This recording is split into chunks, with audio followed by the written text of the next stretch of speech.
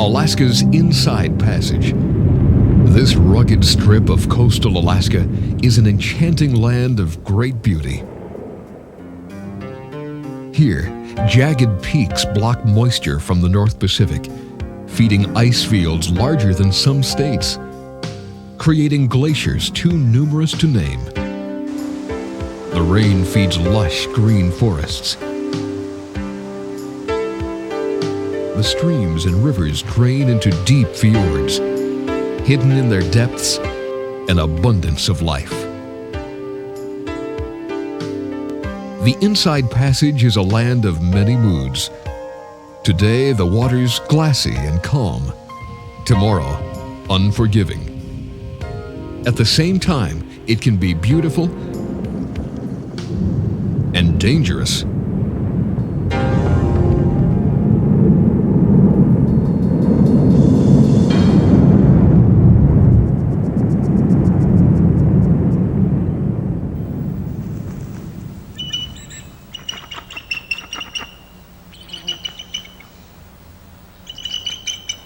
The Inside Passage is a land rich in its wildlife. The wilderness begins on either side of the road.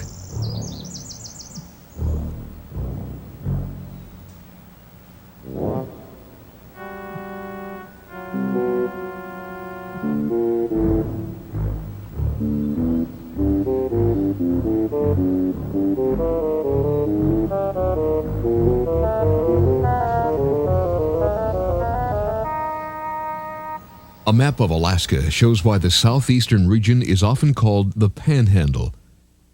It stretches 500 miles from Icy Bay north of Yakutat to Prince of Wales Island at the southern tip. In between, more than 1,000 islands. 10,000 miles of shoreline. Dotting the wilderness, dozens of fishing villages and logging camps, and the larger communities of Ketchikan, Petersburg, Wrangell, Sitka, Juneau, Haines, and Skagway. The waterways connecting these communities are as deep as the mountains are tall. They are canals left behind by the advance and retreat of mighty glaciers. 15,000 years ago, a sheet of ice as much as a mile thick covered all but the tallest peaks. While ice no longer dominates the landscape, it's still an ever-present reminder of ages past. The emerald green waters of Tracy Arm wind 25 miles through some of the most scenic terrain in all of Alaska. Icebergs, calved by 2 glaciers at the head of these waters, are floating sculptures, each unique in shape and beauty.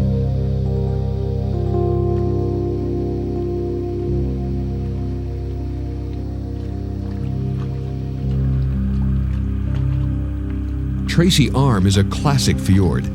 The sheer cliffs rise 2,000 feet. The water below drops to 1,200. Words can hardly describe the beauty of nature's handicraft.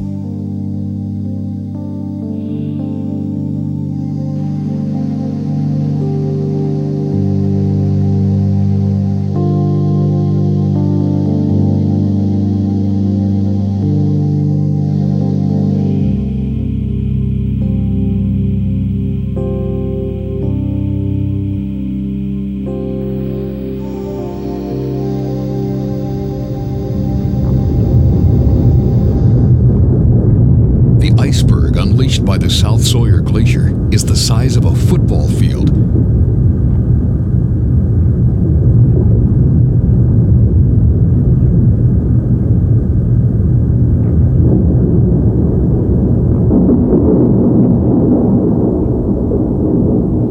It will float the distance of the fjord into Stevens Passage.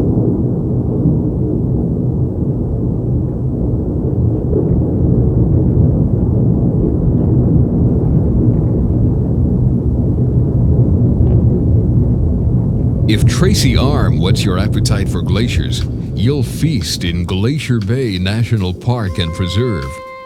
Located 100 miles northwest of Juneau, 16 tidewater glaciers descend from the mountains to the sea. These rivers of ice are the remnants of the last ice age,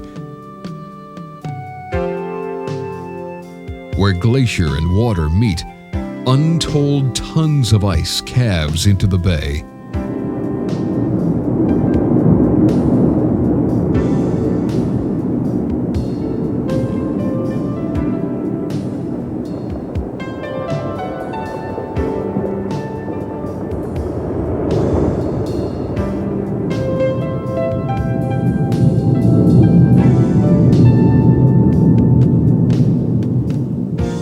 Brought to the world's attention more than a century ago by naturalist John Muir, Glacier Bay attracts thousands of new explorers each summer to marvel at this unique ecosystem.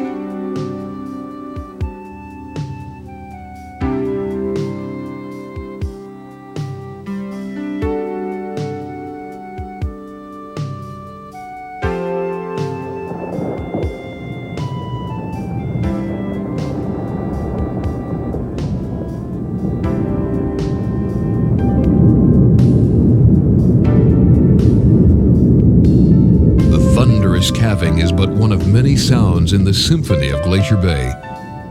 Where Marjorie Glacier has let go of its stronghold, the silence is broken by the cries of kittiwakes. They cling to the rocky ridge, building their nests on the smallest of ledges.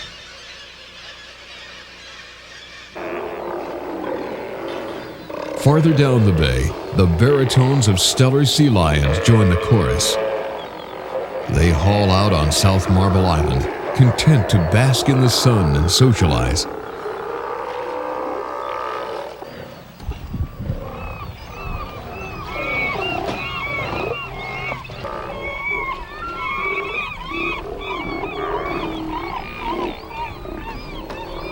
The sea lions and their harbor seal cousins are protected from their natural predators while out of the water, but they are shy of man and can be easily spooked by even the most well-intentioned boater.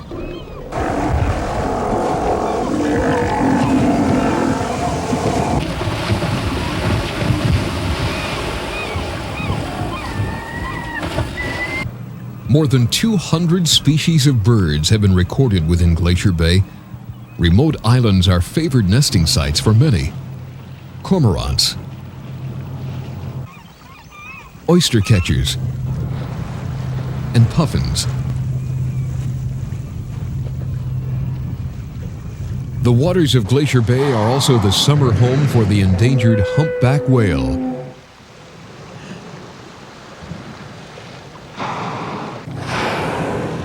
These gentle giants are often sighted at the mouth of the bay where food is plentiful.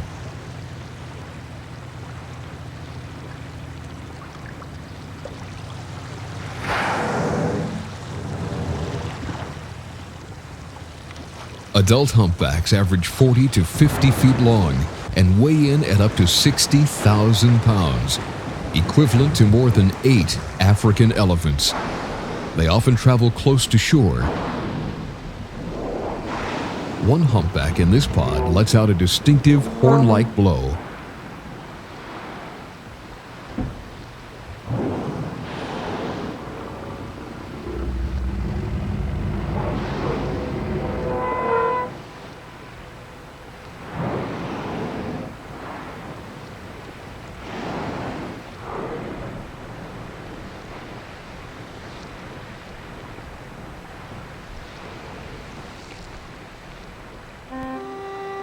The humpback whales migrate to Alaska each summer from Hawaii or Baja California. While here they consume enough krill, shrimp, and fish to last them the rest of the year.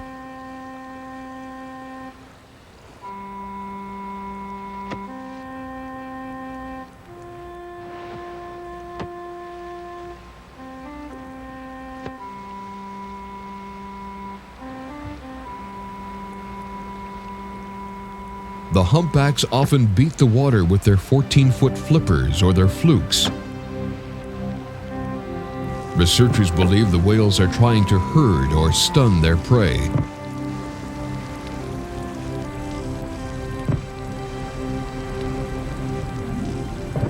The humpback whales are also quite acrobatic, lifting their 30-ton bodies out of the water.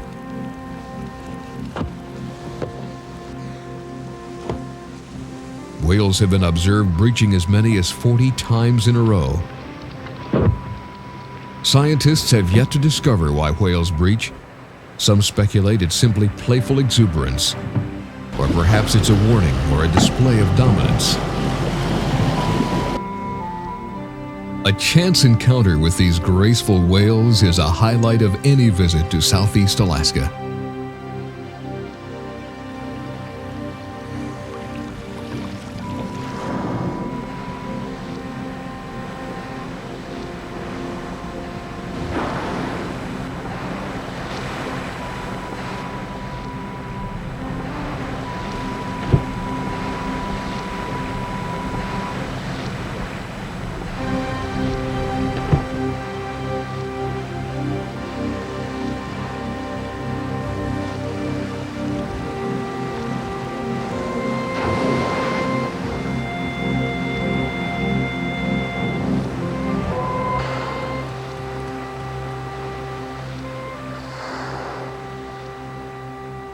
Near Glacier Bay on Chichagof Island is the Tlingit Indian village of Hoona.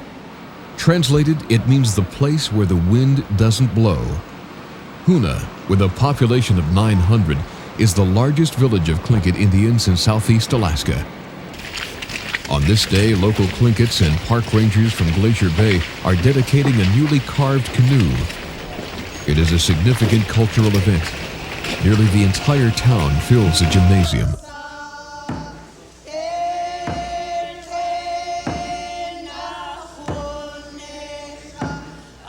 The song tells of how their ancestors came to this land from Glacier Bay in even bigger canoes.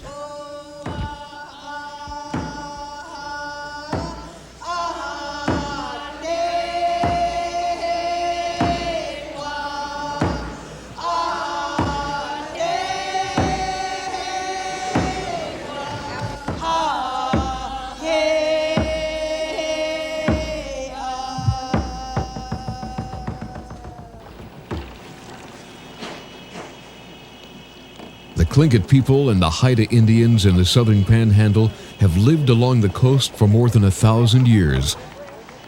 In canoes like this, skilled Tlinkits would hunt sea otters and seals. When the first European explorers anchored off these shores in the mid-1700s, they found a prosperous society.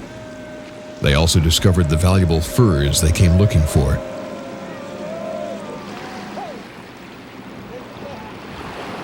Russian fur traders were the first to colonize Southeast Alaska. The capital of Russian America was at New Archangel, known today as Sitka. Reminders of the Russian influence are everywhere, in the spires of St. Michael's Cathedral, at Castle Hill, where the Russian flag was lowered and America's raised in 1867, in the rhythm of the New Archangel dancers.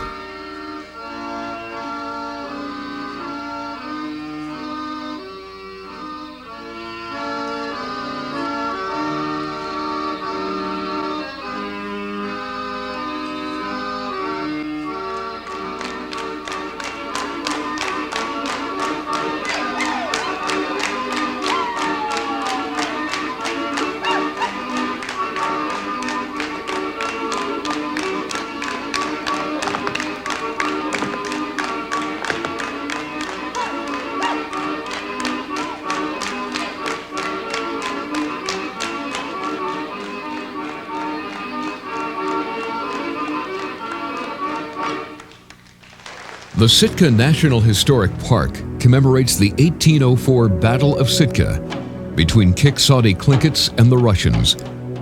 The totems and interpretive signs along a 2-mile trail tell of the stormy relationship between the two peoples and the 6-day siege that drove the Tlinkits from their land.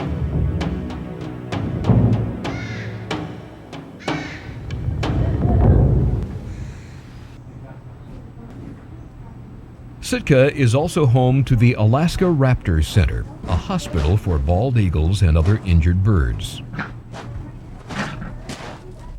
Some eagles, like Volta, cannot be released, so he has become one of the center's winged ambassadors.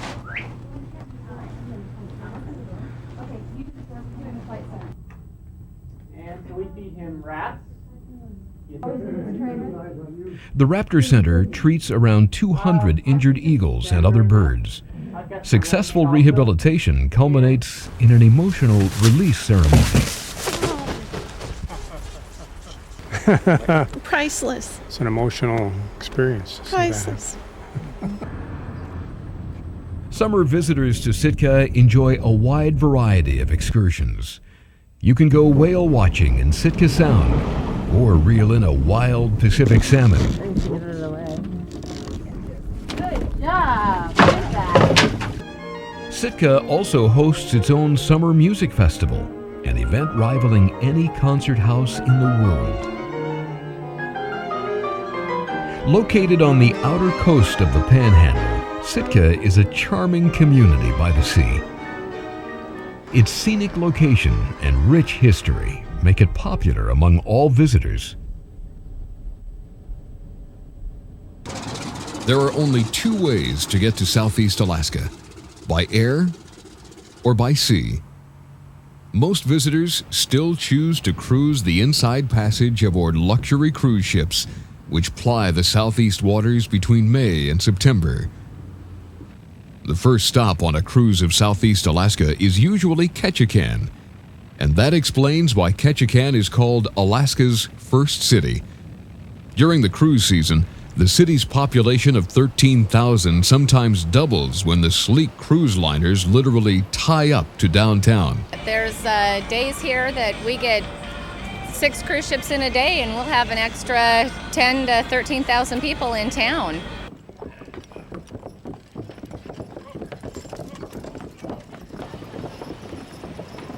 Although tourism is big business, this island community is renowned for its fishing fleet, and in days past it was known as the salmon capital of the world. Much of Ketchikan's economy is still based on fishing and fish processing.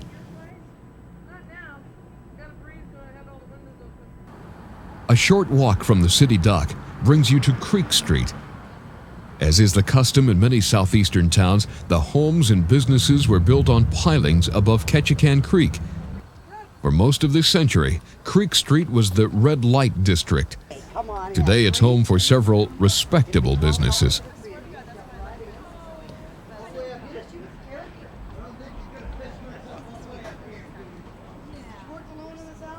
Before there was a town, Ketchikan was a fish camp for local Tlingit Indians. The native influence is still strong both in the economy and culture. 2 parks in Ketchikan display a wide variety of totem poles.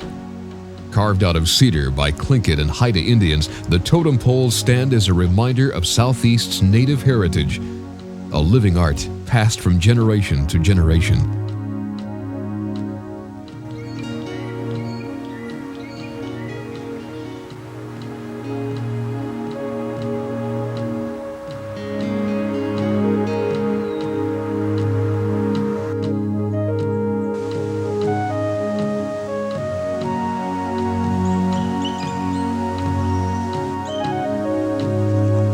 The old-growth rainforest of Southeast Alaska is included in the Tongass National Forest. The Tongass covers over 16 million acres, making it the largest national forest in the United States.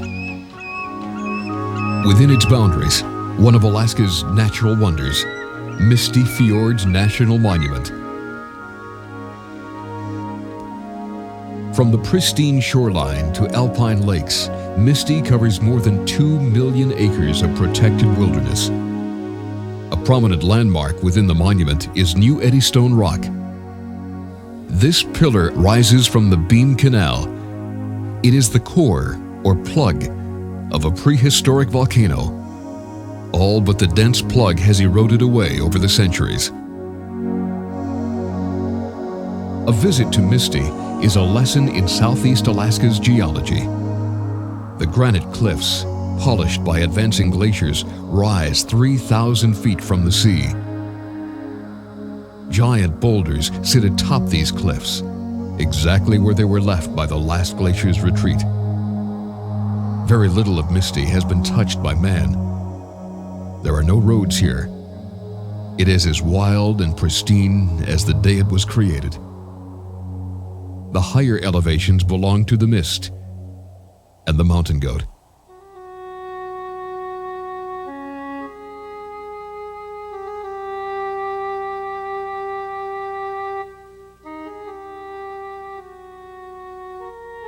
These agile climbers find protection on the rocky ridges.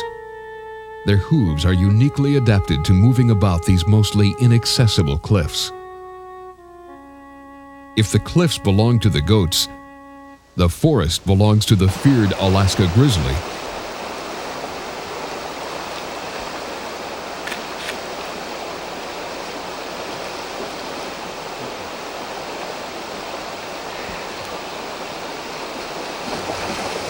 Admiralty Island is home to more than 1,500 Alaska brown or grizzly bears, nearly 1 per square mile. It's believed to be the densest concentration in the world. Tlingit Indians call the island Kootznohu. Translated, it means Fortress of the Bears.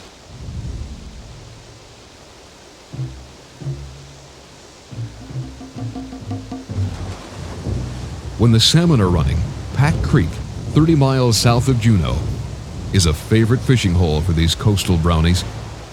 Using their powerful forepaws, they trap the salmon on the creek bottom.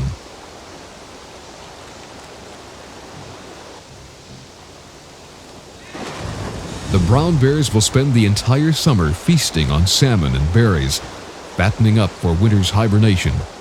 Males may weigh up to 900 pounds, females slightly smaller.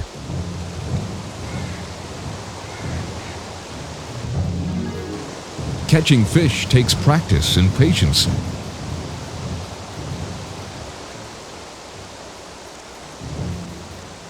The younger bears will learn from their mothers.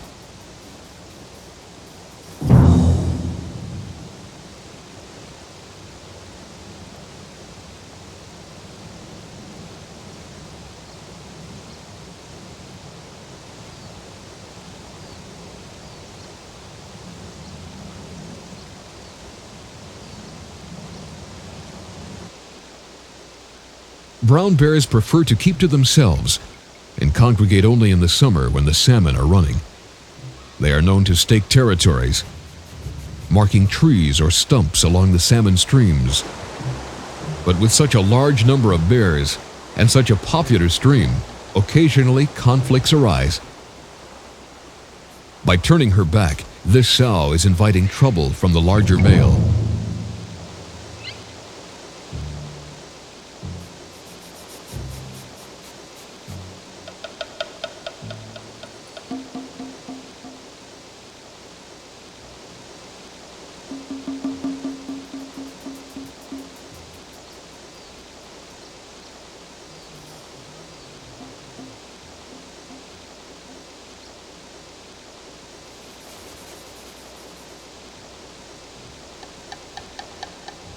Grizzly mothers will defend to the death their offspring. When another bear approaches too close, a skirmish is likely. Our camera recorded a classic encounter near the tide flats at Pack Creek. With her 2 yearlings watching from a distance, Mom strongly suggests that this newcomer is not welcome. The chase ends in a standoff, and then another charge.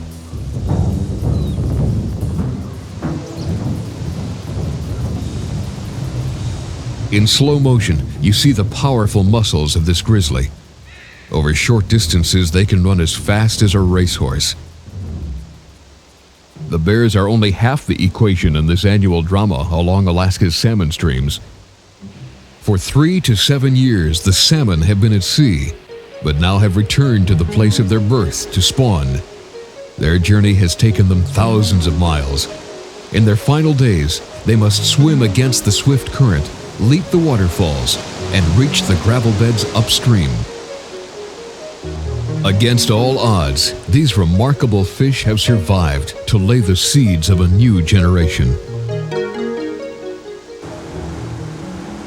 At Taku Inlet south of Juneau, the Halia gale moves into position. She's a gill netter. The crew will lay out the net, hoping they've chosen the right place at the right time. From day to day, net to net, commercial fishing is a gamble. Yet regardless of the day's catch, it has its rewards. It's a way to enjoy the country that you live in. You live in Alaska, southeast Alaska. Being on the water is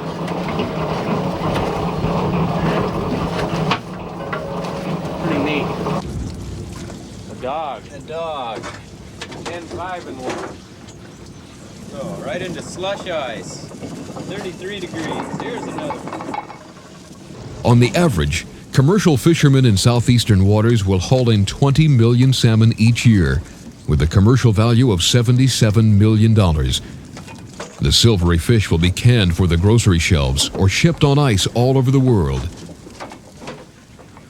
10-4-1. Commercial fishing and fish processing is a big employer in southeast Alaska, especially Bigger and in the smaller summer. ones down, but I'd say this was a nice average size fish for this trip. And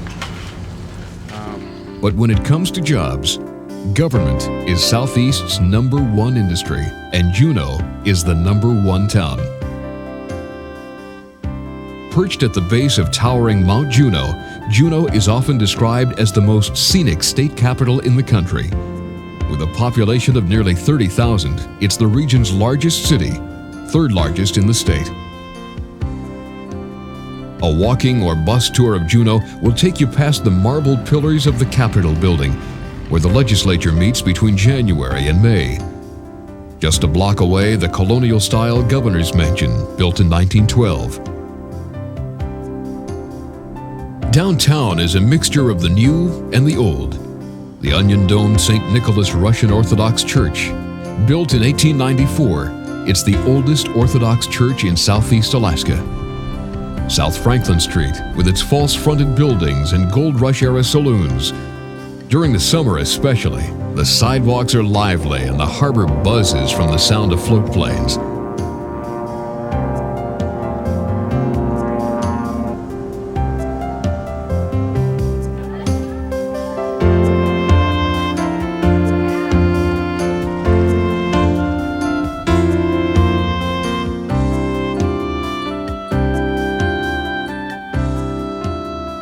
Of all the attractions, the Mendenhall Glacier is the most awe-inspiring. Flowing 12 miles out of the coast mountains, the Mendenhall terminates in a freshwater lake just 13 miles from downtown. You can drive to the glacier and hike near its face. The icebergs in the lake represent 200 years of compacted snow. Another spectacular way to see the glacier is by helicopter.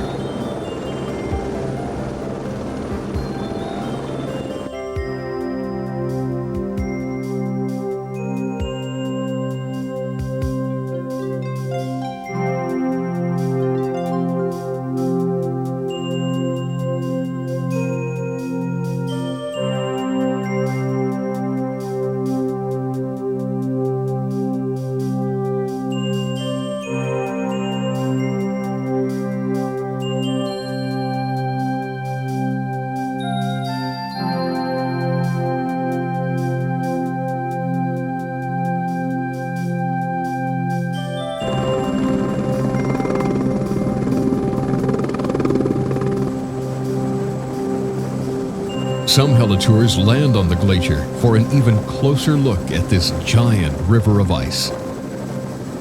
On the weathered surface, the ice appears white, but deep beneath the glacier, it's icy blue.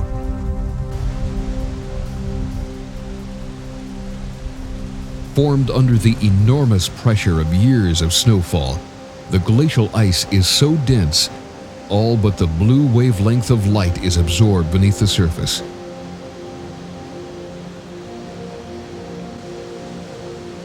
This glacier is currently in recession, melting about 100 feet per year. The silty water flows from Mendenhall Lake to Gastineau Channel. Local tour operators run raft trips along the river for those not afraid to get a little wet.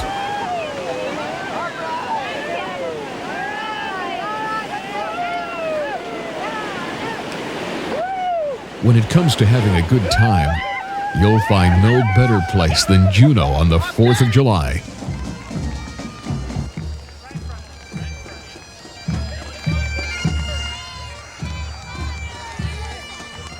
The frontier spirit comes alive on Front Street, as it has since the first prospectors struck gold here before the turn of the century.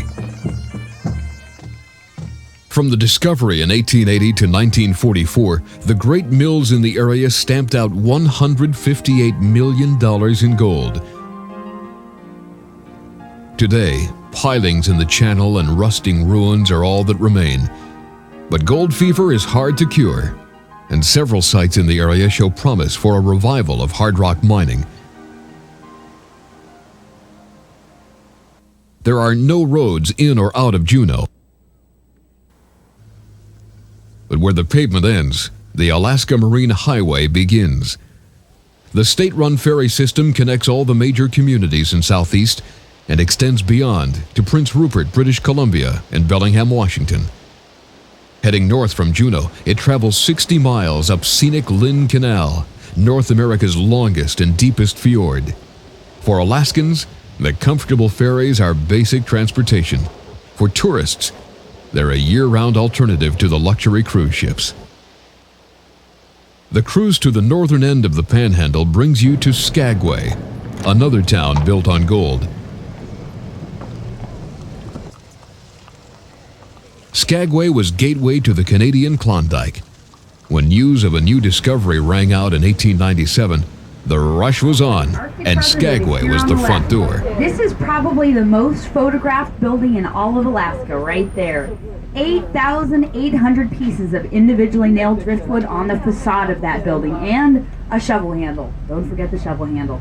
Gold North Hotel here on the left. The trail led from Skagway over the White Pass to Lake Bennett, where boats would be built to take the miners to the gold fields. A shorter yet more grueling trail was over the 32-mile Chilkoot Pass. In the first year, 20,000 gold-hungry prospectors made the trek. In that same year, the idea for the White Pass and Yukon Railroad was born.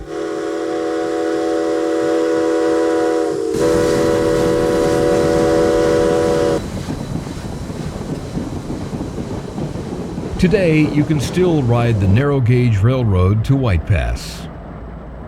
Diesel-electric engines are the workhorses of the White Pass and Yukon Railroad. But every Saturday, steam engine number 73 pulls vintage rail cars through town and on to the summit at White Pass. It's a journey back into Gold Rush history.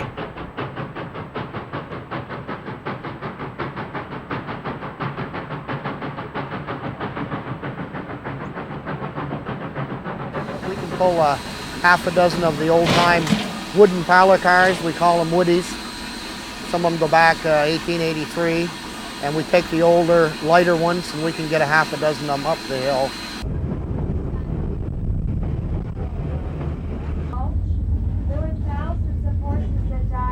Now, if you were a stampeder, you would have left Skagway and climbed over Porcupine Hill, down to White Pass, went across the river a couple times, would have been pretty miserable. Took you about 2.5 days to get up to the White Pass summit. And that was just the first 20 miles of your 550-mile journey. Although the streets were recently paved, Skagway today retains its Gold Rush flavor. Many of the original buildings still stand. It was along these boardwalks that the infamous Soapy Smith set up shop. In 1897 and 98, Soapy and his gang of thugs conned or outright stole the gold pokes of unsuspecting prospectors. Soapy's life and death is recreated every night during the summer in the Days of 98 melodrama.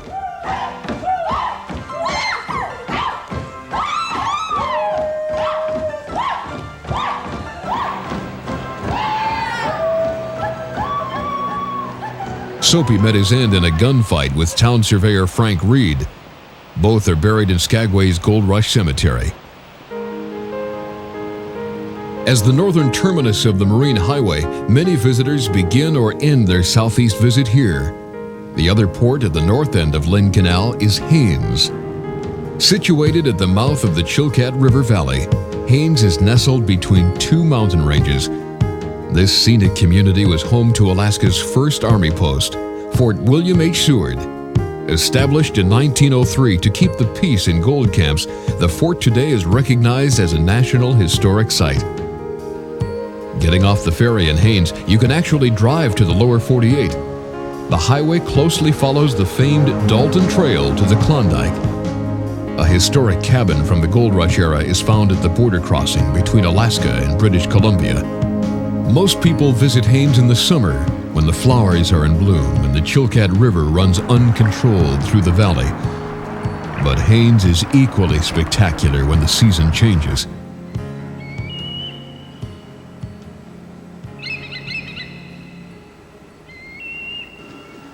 With winter's arrival to the Chilkat River come the eagles. 3,500 bald eagles.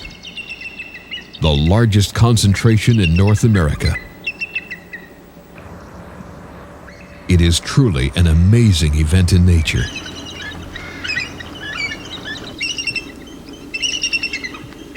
The reason the eagles return year after year is simple.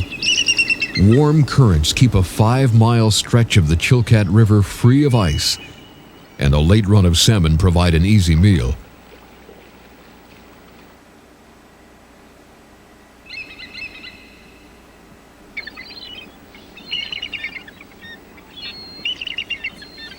Between October and February, and between meals, the eagles roost in the cottonwood trees along the river's edge.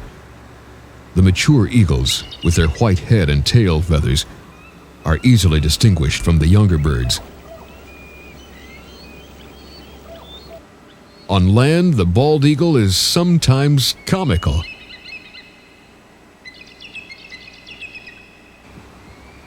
In flight, they're everything you'd expect from our national symbol.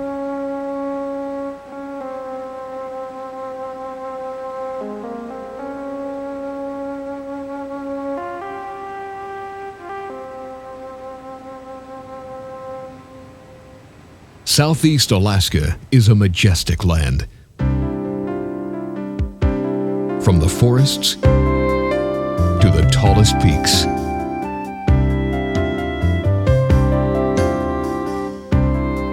The shimmering waters invite all who would come to explore Alaska's Inside Passage.